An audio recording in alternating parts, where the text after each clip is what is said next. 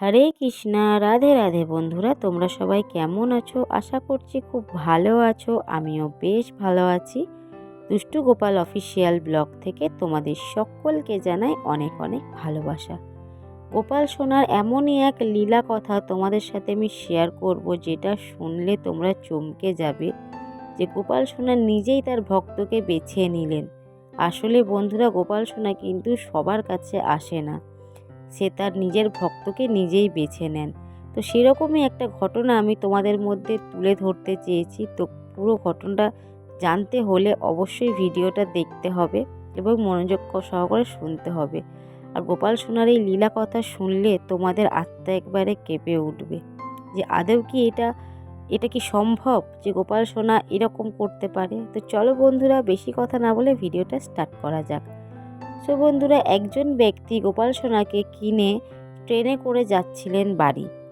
সেই ট্রেনে কিন্তু এক দারিদ্র পরিবারের খুবই গরিব মানুষ, 3টে ফ্যামিলি, স্বামী স্ত্রী এবং বাচ্চা, তারাও উঠেছে।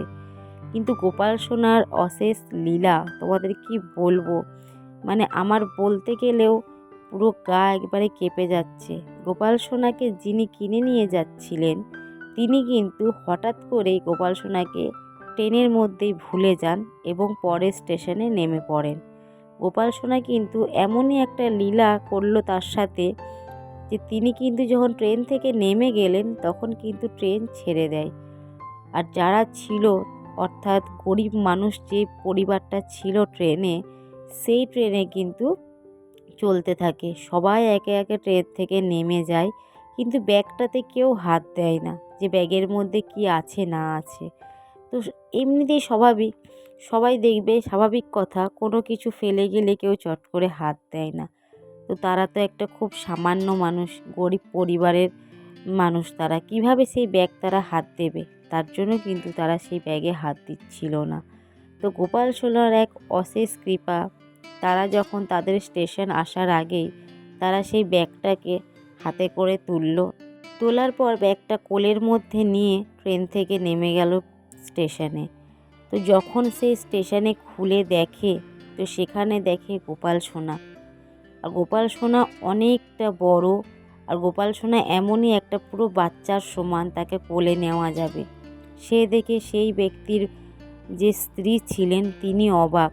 তিনি এটা ভাবতে লাগলেন যে গোপাল সোনাকে কিভাবে সেবা দেব? আমাদের দুবেলা দুমুঠো আমরা ঠিক মতন খেতে পাই না, নুন আনতে পান্তা ফুরোয় আমাদের, আর গোপাল সোনাকে 4 বেলা আমি কিভাবে খেতে দেব? সেই কিন্তু অবাক হয়ে গেলেন এবং তার স্বামীকে বললেন। তো তার স্বামী কিন্তু তাকে ঘরে নিয়ে গেলেন। নিয়ে যাওয়ার পর সে তাকে সেখানে রেখে দিল, কিন্তু গোপাল সোনাকে খেতে দিল না। কিন্তু কি ঘটলো তার সাথে? গোপাল সোনা সেদিন কি সারাদিন না খেয়ে থাকলো? আদেও না বন্ধুরা, তারা কিন্তু খুবই দারিদ্র পরিবারের ছিল, খুবই গরিব, তাদের নুন আনতে পান্তা ফুরোতো, তারা কিন্তু দুবেলা দুমুঠো ঠিক মতন খেতেও পেত না।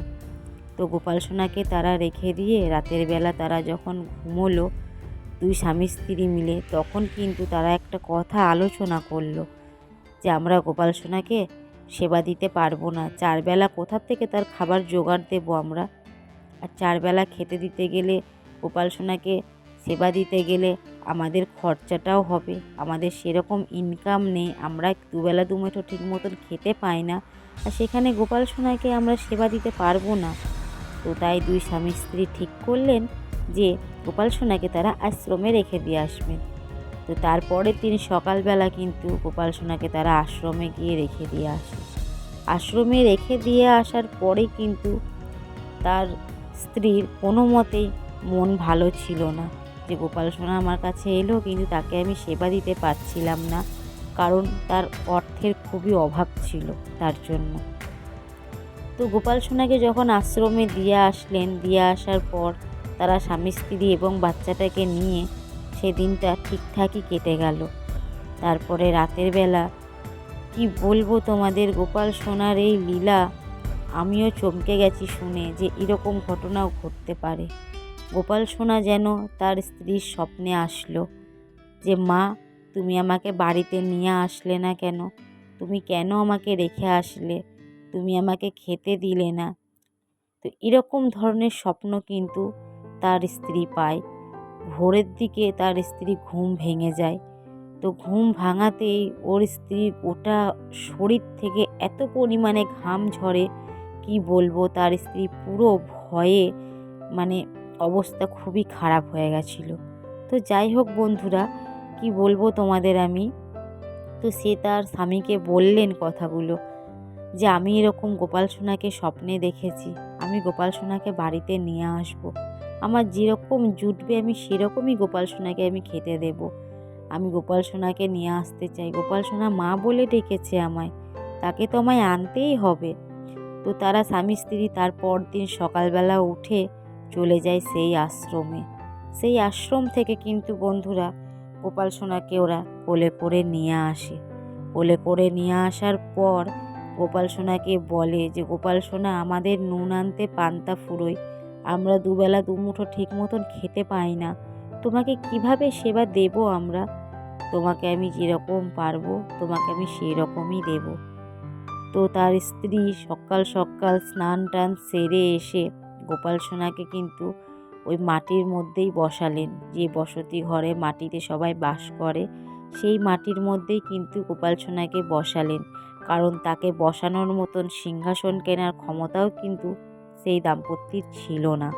তো যাই হোক, সেই দাম্পত্য কিন্তু তাকে গোপাল সোনাকে মাটিতেই বসালেন। মাটিতে বসানোর পর একটা থালার মধ্যে একটা বাতাসা আর একটু জল গোপাল সোনাকে খেতে দিলেন। আর যখনই গোপাল সোনাকে তিনি খাইয়ে দিলেন, কি বলবো, মানে ওদের যে এত হাহাকার লেগেছিল, ওদের এত অভাব ছিল, এই জিনিসগুলো যেন মিনিষের মধ্যেই দূর হয়ে যেতে লাগলো আস্তে আস্তে।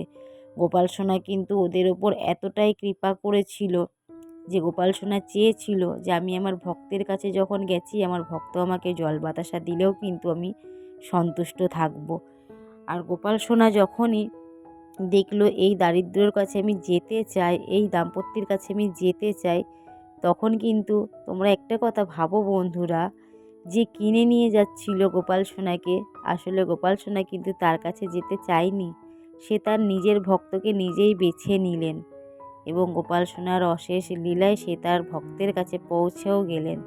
তো সেই পরিবার কিন্তু গোপাল সোনাকে খুব ভালোবাসতো, খুব আদর যত্ন করত। আস্তে আস্তে ওদের সব দারিদ্রতা মিটে গেল, ঘুচে গেল, এবং কি সে গোপাল সোনার জন্য একটা মস্ত বড় মন্দির তৈরি করলো, সব করলো, ধুমধাম করলো। গোপাল সোনার অশেষ কৃপায় তাদের আর অভাব নেই, তাদের আর কোনো কিছুই, দুবেলা দুমুঠো তো দূরে পড়ে থাকলো বন্ধুরা, 4 বেলায় খাবার খাওয়ার মতন সামর্থ্য তাদের খুব ভালো মতনই গোপাল সোনা কিন্তু করে দিয়েছিল। তো গোপাল সোনার সেই অশেষ কৃপায় লীলায় গ্রামের লোক দেখে পুরো অবাক, যে এই দারিদ্র পরিবার কিভাবে এতটা পরিবর্তন হতে পারে।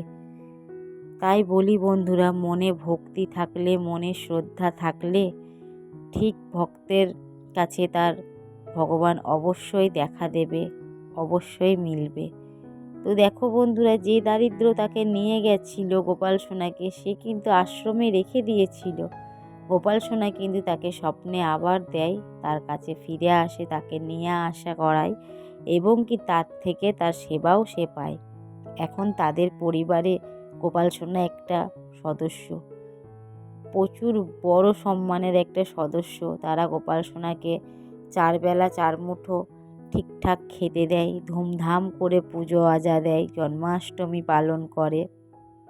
তো গোপাল সোনার বন্ধুরা, এই যে এই লীলাটা তোমাদের কেমন লাগলো, লীলা কথা অবশ্যই কিন্তু কমেন্ট করে আমাকে জানাবে। আর ভিডিওটা শেয়ার করে দাও, যাতে গোপাল সোনার এই লীলা অনেকেই শুনতে পায়, অনেকেই জানতে পারে। গোপাল সোনাকে সবাই ভাবে, বেশ কিছু মানুষ, যে এগুলো করার কোনো মানে হয় না। 4 বেলা খেতে দেওয়া, তাকে খেলনা দিয়ে খেলানো, তাকে ঘুম পাড়ানো, তাকে ওঠানো, তাকে স্নান করানো, এগুলোর কোনো মানে হয় না, কিছু কিছু মানুষ কিন্তু ভাবে। কিন্তু আমি বলবো, গোপাল সোনা কিন্তু যারা গোপাল সোনাকে নিয়ে এসছে, যারা গোপাল সোনাকে পালন করে, সেবা দেয়, তাদের মনই অন্যরকম থাকে, তাদের মনে ভক্তি অন্যরকম থাকে। আর সবসময় যদি ভগবানের সাথে নিষ্ঠা রাখা হয় বন্ধুরা, ভগবান সর্বদা তোমার পাশে বিরাজমান করবে। কোনো বিপদ থেকে তোমাকে ঠিক উদ্ধার করবে, আর এমনভাবে তোমাকে উদ্ধার করবে তুমি কিন্তু নিজেও বুঝতে পারবে না যে আমাকে সেই ভগবান উদ্ধার করলো। তো যাই হোক বন্ধুরা, ভিডিওটা কেমন লাগলো অবশ্যই জানাবে, আর বেশি বেশি করে শেয়ার করে দাও গোপাল সোনার এই লীলা সত্য ঘটনা বেশ কিছু মানুষও যেন জানতে পারে। তাহলে বেশ কিছু মানুষ গোপাল সোনাকে আরও ভালোবাসবে, আরও সেবা দেবে। আর আর গোপাল সোনার কিন্তু সত্যি অশেষ লীলা, বেশ কিছু কাহিনী গোপাল সোনার আমি শুনেছি, অনেক কাহিনী আমি শুনেছি। আর আবার গোপাল সোনাকে খুব ভালো লাগে, আমি ওকে নিজের মতন করে নিজের মানে প্রাণ দিয়ে চেষ্টা করি, আপ্রাণ চেষ্টা করি যে তাকে সেবা দেবো, কেন কোনো ভুল ত্রুটি যেন আমার না হয়। তো বন্ধুরা সবাই ভালো থেকো, রাধে রাধে। আর এই ভিডিওটা বেশি করে শেয়ার করে দাও, যাতে আমার গোপাল সোনার লীলা কথা সবাই জানতে পারে, সবাই শুনতে পারে।